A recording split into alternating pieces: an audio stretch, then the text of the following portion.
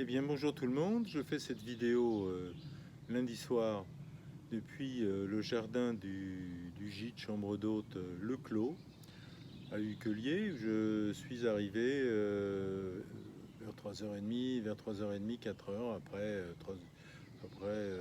une vingtaine de kilomètres de marche. Donc c'est un très bel endroit et si vous allez en vacances à Uquelier, ce qui est quand même extrêmement vraisemblable car nous sommes dans une des capitales du tourisme de ce pays, et je vous recommande cet endroit, très sympathique, très propre, très confortable et pas cher. Voilà. Et les gens sont absolument adorables. Alors, qu'est-ce que j'ai fait aujourd'hui? Eh ben, je suis parti de la chambre d'hôte, l'enclos de l'évêché, à 7h30 du matin, donc avant l'ouverture du petit déjeuner, pour prendre un bus vers Samé, pour écourter d'une dizaine de kilomètres le périple que je voulais faire jusqu'à Uquelier, qui en aurait fait 28-30 si je n'avais pas fait ça. Donc j'ai bien fait parce que les 20 km, de cette première journée bon, n'ont pas été si simple que ça. Il a fallu trouver le rythme du pas qui va bien avec la manière dont on était habillé et le sac à dos sur le dos. Donc voilà.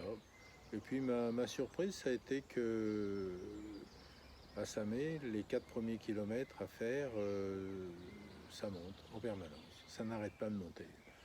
Et là, j'ai senti que c'était quand même bien que je me sois entraîné à marcher et particulièrement à monter mes 278 marches des escaliers de Montmartre et les faire plusieurs fois.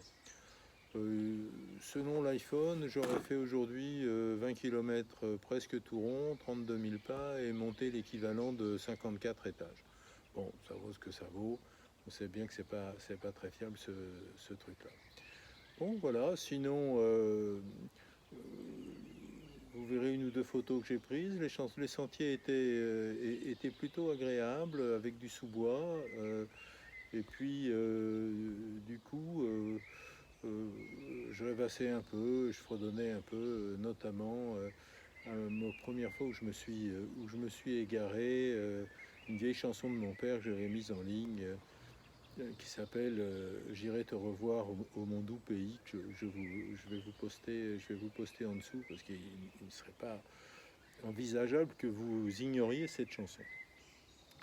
Donc je me suis un peu perdu à ce moment-là, enfin plus exactement, je n'étais pas à l'endroit où je croyais et j'ai raté un chemin de petite randonnée. Bon, ce qui fait que j'ai commencé à avoir les chaussures et le pantalon plein de boue.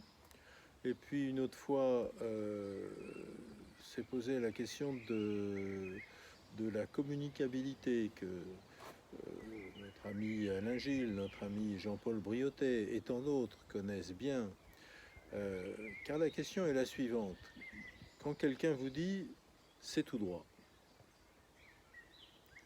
il peut vouloir dire deux choses différentes en réalité. Il peut vouloir dire c'est tout droit, ce que quelqu'un qui n'a pas beaucoup d'imagination et une adaptabilité assez faible comme moi comprend, donc c'est tout droit. Ou il peut vouloir dire il faut continuer sur ce chemin, même s'il n'est pas droit, et même s'il bifurque à gauche et que c'est un autre qui va tout droit. Bon, moi je comprends, tout droit, c'est tout droit. Bon, ça marche pas à tous les coups, ça dépend de qui a prononcé cette phrase. Bon, deuxième petite bifurcation dans la journée. Et puis la troisième, c'est un chemin de petite randonnée que j'ai jamais trouvé, ce qui fait que les 5 derniers kilomètres vers Uquelier, je les ai faites sur la D343, qui est quand même pas, qui est beaucoup moins agréable que les chemins de randonnée pris au départ de Samé. Autre caractéristique de la journée, c'est que bon, j'ai croisé un groupe de 3 personnes, une famille vers Dal, au bout d'une heure de marche. Et puis une personne au moment où je prenais mon casse-croûte à Feuchol.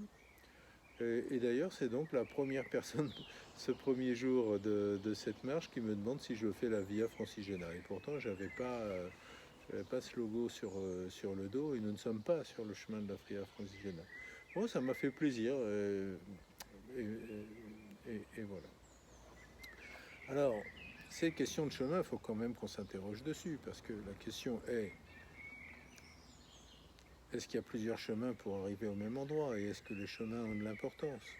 Parce que finalement, qu'est-ce qui m'est arrivé? J'ai emprunté un chemin qui n'était pas le bon. J'ai bifurqué. Et puis, voilà, j'ai retrouvé le bon chemin. Et puis, je me suis reperdu. Je croyais être au sud de Doudoville et en fait, j'étais au nord. J'allais absolument dans le sens inverse de ce que je pensais. Je me suis fait aider. Et comme je me suis fait aider, j'ai repris le bon chemin. Et puis enfin, voilà, j'ai pas trouvé le dernier chemin de petite randonnée vers Ucquelier, et donc j'ai longé la départementale.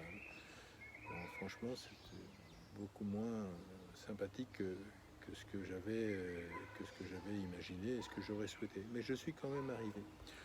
Alors, ça m'a fait beaucoup penser à des conversations et des échanges que j'ai avec eu récemment, ces jours-ci, et pour un cas hier, avec deux personnes qui suivent ce blog, un qui s'appelle Emmanuel, l'autre qui s'appelle Cyril, sur la question des chemins à emprunter, et puis les chemins qui peuvent décevoir. Est-ce qu'on va rester dans ce chemin ou est-ce qu'on va en emprunter un autre?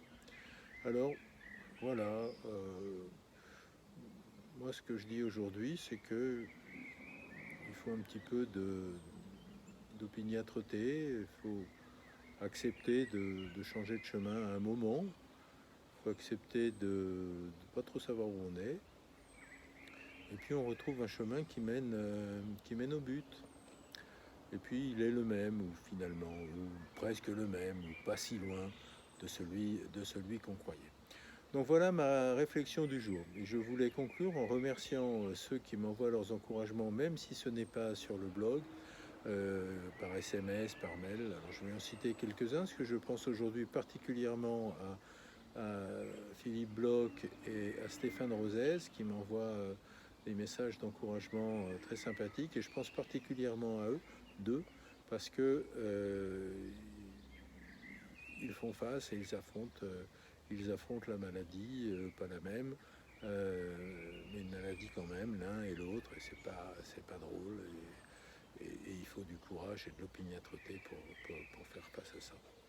Merci aussi à Jean-Denis, à Alexandre, à Hugo, à monsieur Claude Boucher, qui a connu mon père et qui m'a envoyé un mail très sympathique. Claude Boucher, avec qui j'ai partagé 2 journées très émouvantes au mois de juin à Tréforêt, sur le lieu d'une colonie que mon père a dirigée pendant la guerre de 42 à 44, et où Claude Boucher était un des enfants qui y participait. Voilà, demain pour moi, aujourd'hui pour cette vidéo que vous voyez mardi matin, c'est la route vers Azincourt, 25 km à peu près. Donc vous aurez droit à 2 vidéos, une mardi soir, qui est une surprise, et puis une mercredi matin, qui est l'équivalent de ça aujourd'hui, mon petit compte rendu de journée. Eh bien, bon courage à tous et à toutes, et à très bientôt.